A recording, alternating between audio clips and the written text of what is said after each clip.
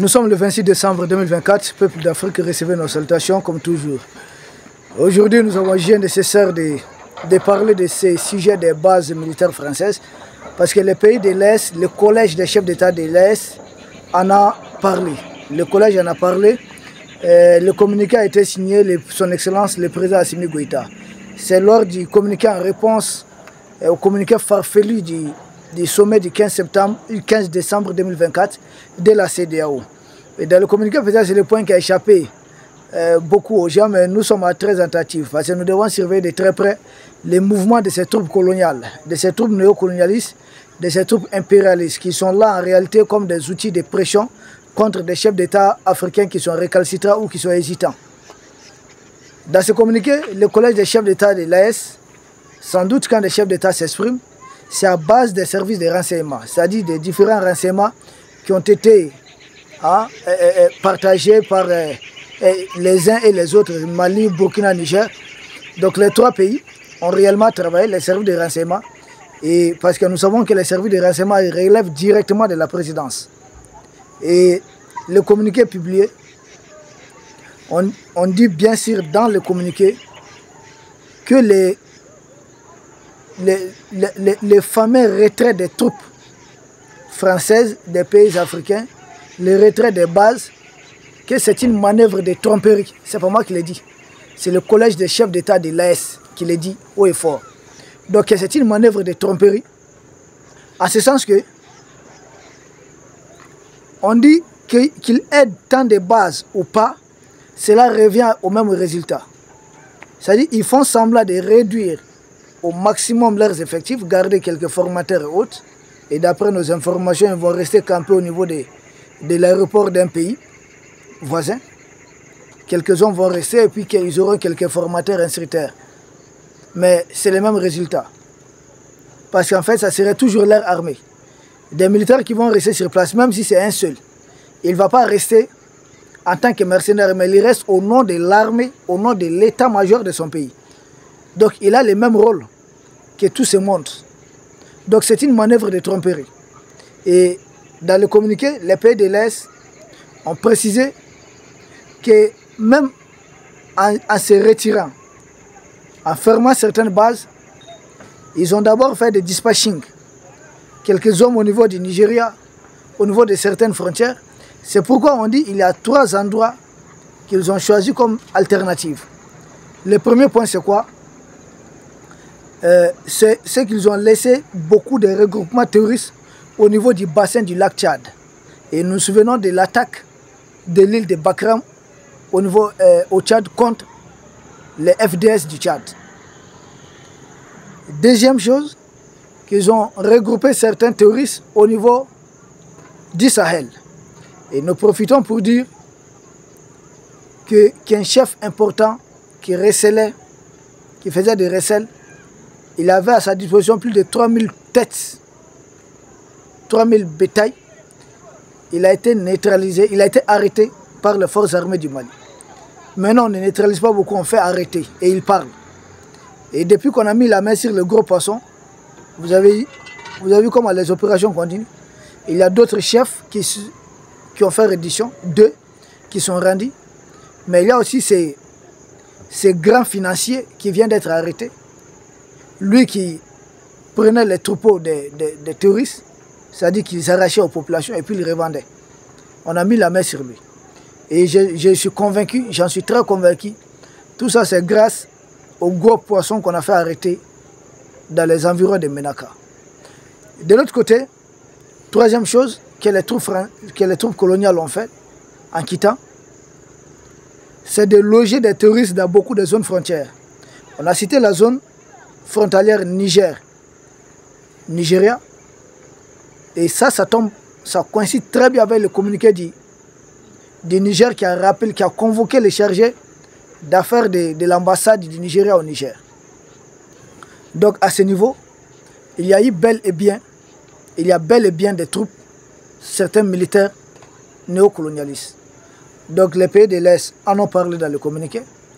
Et ils parlent aussi de la frontière Bénin-Niger. Puis la frontière Bénin-Burkina. Donc Bénin seul à 2 niveaux. Bénin-Niger, Bénin-Burkina, Et ça se confirme à travers la sortie de Patrice Talon, qu'on avait même d'ailleurs apprécié, en partie, parce qu'il a eu le courage de dire qu'il a les touristes au nord de son pays. Et les pays de l'AES disent bien sûr que ce sont les troupes néocolonialistes qui font semblant de partis qui ont rassemblé ces touristes du côté de la frontière béninoise. C'est pourquoi nous disons à Patrice Talon, il faut collaborer avec tes frères. Macron n'est pas ton frère. Ne vous trompez pas. Vous êtes du pays du général Mathieu Kérékou. C'est grand homme africain. Donc arrêtez de jouer aux frères. Entre des présidents, il n'y a pas d'amitié. Parce que généralement, nous voyons des présidents africains essayer de nouer des liens d'amitié avec des présidents des pays néocolonialistes. Il n'y a pas d'amitié entre des chefs d'État. Toi, tu es en Afrique, l'autre est jusqu'en Europe. Et vous savez, qui représente l'Afrique pour son continent? Qui représente ton pays pour son pays? Et malgré cela, on dit, nous sommes amis. Non, ça ne marche pas comme ça. Donc, ils ont donné d'autres informations. Donc, au niveau de plusieurs zones frontalières, ils ont rassemblé des touristes. Et c'est bien dit dans le communiqué que c'est dans le cadre de déstabiliser les pays de l'AES. Et pour cela, ils apportent des choses. Les troupes néocolonialistes, les troupes de la junte macronienne, apportent des aides clés aux touristes. Il s'agit d'une aide financière, il s'agit d'une aide logistique. C'est ce qu'ils apportent généralement aux groupes terroristes. Donc, leur manœuvre est connue, c'est sur des services de renseignement de l'AES et c'est carrément dit dans le communiqué. Il fallait. Parce que dès le début, nous on avait dit, quand on avait dit, ah, nous ne croyons pas à ce départ. En réalité, la junte macronienne connaît d'immenses difficultés économiques. Nous avions dit qu'en 2023, ils avaient fait un prêt record de 270 milliards d'euros pour financer leurs dettes. L'année suivante, pour financer davantage avec les intérêts, 2024, ils sont montés à 284 milliards d'euros. Et en 2025, on nous parle de 300 milliards d'euros. Peut-être 2026, ça serait 317 milliards d'euros. 2027, ainsi de suite, ça continue. Il continue de monter, ça grimpe en flèche. Donc, ils ont essayé de faire financer l'entretien de ces bases par certains pays africains qui ont dit non. Sauf le Gabon qui continue d'entretenir leurs bases pour eux. Et pour cela, puisque les bases coûtent très cher, ils ont donné les 10% aux terroristes, aux Africains qui aiment se comporter en leur chien dressé. Et ils ont pris cela et font le sale boulot. Et ils vont garder quelques formateurs sur place, quelques instructeurs, pour toujours garder les traces de leur base, les traces de leur armée. Mais ça revient à la même chose, c'est le même résultat.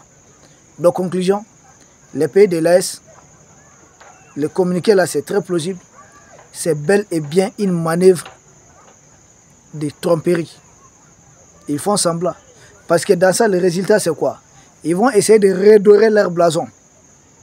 Ah, au moins, ils sont partis.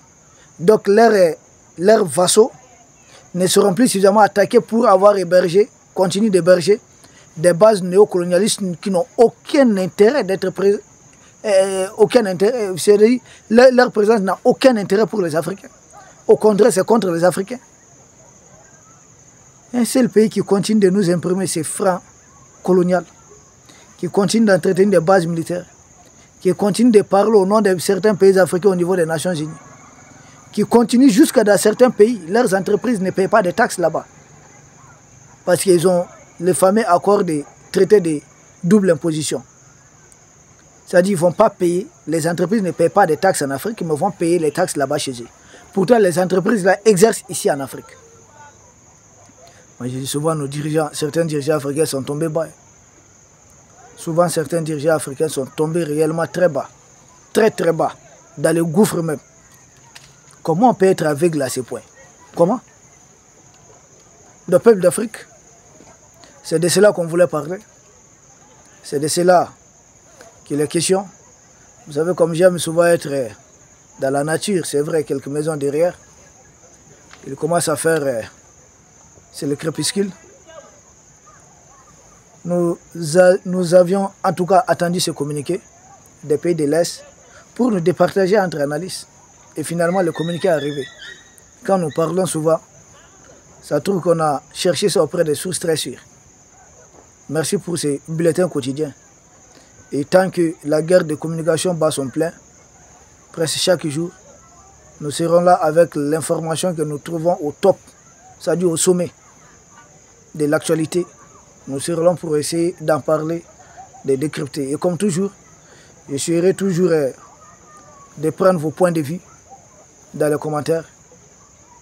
C'est très bien, parce que nous apprenons les uns des autres. Mais comme dit d'habitude, comme toujours, nous allons prendre l'information du jour et nous allons essayer de décortiquer cela. Peuple d'Afrique, nous vous remercions.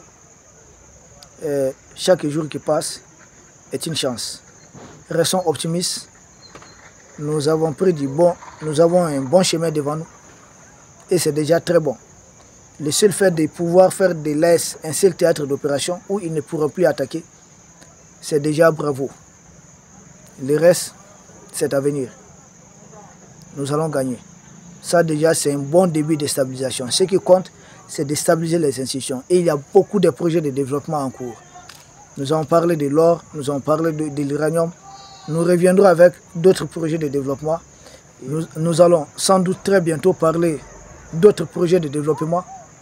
Et sans doute nous allons parler de ces grands projets de lithium. Il faudrait qu'on en parle. Et nous ne sommes pas seulement sur le flanc sécuritaire, d'autres fronts sont aussi là. Merci. Merci à vous. Et prudence surtout. Vive l'AES, vive l'Afrique qui se libère, vive les Africains.